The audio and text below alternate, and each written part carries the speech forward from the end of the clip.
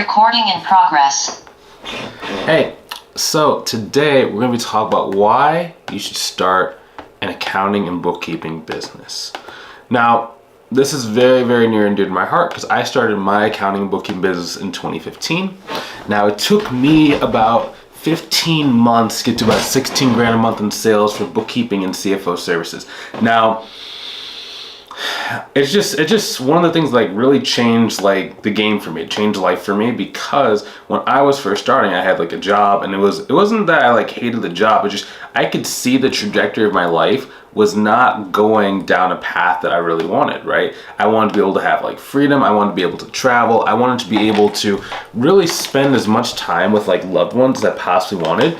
But at the time, I only had a few weeks of vacation time. I never really had, like, I was making good money, but it was never really quite enough money for me to do the things that I really wanted to do. So when I started the business, like, and I actually got successful, it just totally changed things for me. So I'd like to be able to kind of share this with you. Now, this is the simplest model to start a business. Like, if you're a beginner, you've never had a successful business, like, I would probably recommend you run this business model. So number one is need to have monthly revenue. Now, in a lot of cases, most businesses online and just in general, they don't have a monthly recurring element. It's like you're selling like a one-time thing. Like, let's say it's like an e-commerce thing. Like, you're selling one remote, and then once someone buys a remote, they never buy from you again. So the challenge with that is that you always have to go and find a new customer or a new client, which it's not inherently bad, but you're always feeling like you're on this hamster wheel of having to keep going and going and going and going, getting more and more and more and more. Versus when you have the monthly recurring revenue of like one client that keeps paying you month after month after month, once you have a certain critical mass of clients, you don't have to be hunting.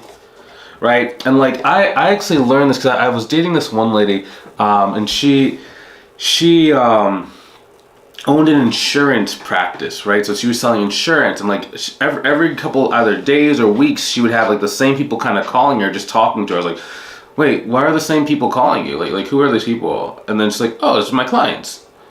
So she's like, yeah, I've been working with some of these guys for like 5 years. Wait, what? They've been paying you for 5 years? Yeah. And she had thousands of clients. Now, I know the business model is totally different, and like I personally don't like insurance because like insurance, they tend to call you too much. Like they're like literally calling you just to talk, and just like I'm like a people person kind of, but I'm not that much people person. I don't like talking to people that much, right? I like talking to people on a very like scheduled basis. I have like a certain amount of time that I like talking to people, and after that, it's like I've just expounded my words for the day. I'm ready to unplug, and I'm ready to go do something else. You know what I mean? So it's just one of those days, one of those things. But the interesting thing about this is that here's another reason why that's important. If you're selling things for one-off, the only thing that person can give you if they're happy is like maybe a review or a testimonial. Versus for us, if a person is happy with us, they just keep paying us more money in perpetuity, forever and over and ever and ever and ever, right? So it's just super important. You can just build a life off of knowing exactly how much revenue you're gonna have. If you know every single month you're gonna have $11,000 coming into your account over the next 30 days, that's a lot of freedom. You can literally take that deep breath and just like, yeah, everything else is cool. Next thing that's important is security. Okay, so along with having that monthly recurring revenue is really that security of just control over your life. Now, some people and I was talking to this person over the weekend, they were thinking about joining our mentorship program, and he said something very interesting. He said a lot of people think that having a job has a lot of security, but nowadays when there's layoffs, when there's at-will contracts, the job security is not quite as secure as what it used to be, right? I had never seen accountants and bookkeepers getting laid off. It was very, and this year, and this is I'm filming this in 2024, I've had so many people who it's they got laid off from an accounting job. I'm like, what? Laid off from an accounting job? So I mean, it's kind of challenging, right? Because in some cases it could be because of the economy. In some cases it could be because companies are getting smaller. It could also be because of AI, right? And I'm not saying that all of your jobs are replaced by AI. I'm not saying that, but I'm just saying there's a lot of Nowadays, there's more factors and more entities that can come and take your place than what there has ever been before. And it's only going to get worse and worse as technology improves, as companies are more focused on like profits rather than just like growing the revenue, and as just there are more incumbents in college that are basically applying for the same position, willing to take half the money you are and work twice the hours.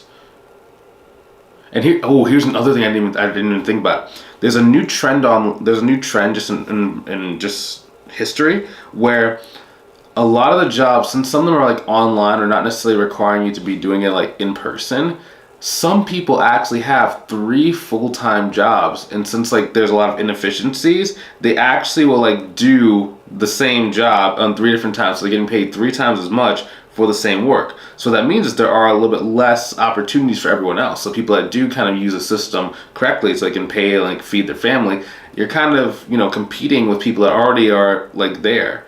And it's just the job just isn't as secure as what it used to be. But when you have your own business, and this is actually the hyperbole. So here's a quote that I really love, and it's just kind of been like a battle cry I've had for a long time. If you do what is hard, your life will be easy.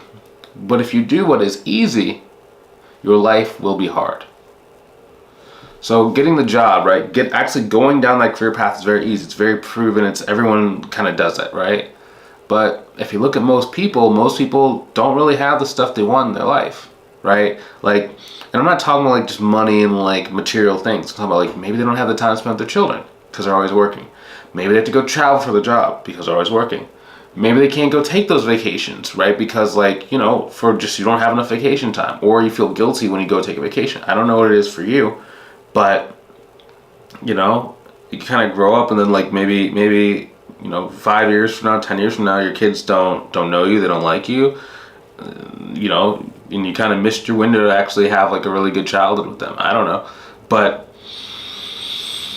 it's kind of sad what happens to a lot of us. You do the stuff that you're taught, you do stuff that you think is the right thing, and then you kind of wake up one day and you're just like, where did life go, or man, this is not where I wanted to be. I thought it was, but it just isn't where I wanted to be. And that happens to a lot of us, right? Versus like when you start a business, it's tough. Like the first like 6 months to a year is tough, man. Like you have to learn so many different skill sets. You have to get out of your comfort zone, face rejection. But it's like once you really get this stuff down, it's just smooth sailing consistency. Like that's the thing that a lot of people don't understand. It's like, and this is a lot of people kind of get nervous too because they like have this thought process. And I'll actually slides. The next one was like peace of mind. A lot of people have this thought process where it's like business is risky. It's like 9 out of 10 business fail. Well, kind of. But 9 out of 10 of regular brick and mortar businesses fail. So if you think about a brick and mortar, what do you have to do? So let's say you're going to start like a McDonald's. You have to buy the building. You have franchise fees. They take a percentage of your revenue. You have to pay for the ground. You have to pay for the construction of the building. You have to pay for all the equipment. You have to pay for all the employees and staff. You have to pay for all the food costs. Like right there, that's like 8 different costs right there. And you have, like most times they say you have to have at least $2 million in the bank in order to open up like a McDonald's. Like a minimum of $2 million. If they are not able to get profitable, or if they choose the wrong location, like yes, they're going to go out of business, But for a business like ours, where it's more of a professional services business, it has a much higher success rate, both short-term and long-term, because once you develop those relationships, once you understand how to get your clientele, you just keep doing it. You don't like have to spend a huge amount of money for it. So all that the money that you make really goes towards your living expenses as well as like taxes in a lot of cases, like at a small level. If you start having like more of a giant firm where it's like 20, 40, 50, 60 grand a month, okay, you're gonna need contractors and employees. But if you're just trying to go for like 10K, 15K, 20K a month, you don't necessarily have to have a huge amount of staff or a huge amount of expenses, right? And that's kind of where I specialize in, like when we do like our mentorship program, is like really helping you understand like what is the right revenue for what your lifestyle goals are, and like what's important to you, because peace of mind is super important when it comes to this business, right? Are you a person that wants to grow a giant firm? Are you a person where it's like, you want to know that you can have a high firm, so like maybe you get to like 30 grand a month or whatever, and then you kind of want to taper back and like kind of let go of any contractors you have and just do the work yourself, right? It's kind of a balancing act. Do you want to just really maximize your profits, right? So let's say that you just want to make 200K a year. We'll say top line, you want to basically bring in 175 bottom line, EBITDA, right? So, yeah. What is that number for you? What is $175,000, do for your life right now? If that does not a lot, maybe you have to get more. If it does a huge amount, okay, cool, you're right there, right? But just really being able to have that control and that peace of mind, know that like your skill sets are constantly feeding you. And that's not a scary thing. That's a very confident thing, because once you have the skill sets, no one can take them away from you. No one can take away my ability to do a consultation call. No one can take away my ability to price out a service. No one can take away my ability to go and build an audience. Like, those are just inherent skills that I have. And as long as the internet is like the, at least either 1, 2, or 3 of the main ways we communicate on this planet, then I'm going to be safe for the rest of my life. It's just the sky's the limit. It's just like, how much money can I stack before I either like fully retire or if I like semi-retire? You know what I mean? Like, that's really the only thing. Like, literally, that's it. And like I can work less and less and less, but still make the same amount, if not more, because I just get better and better and better at the stuff that I'm already good at. And that's like peace of mind.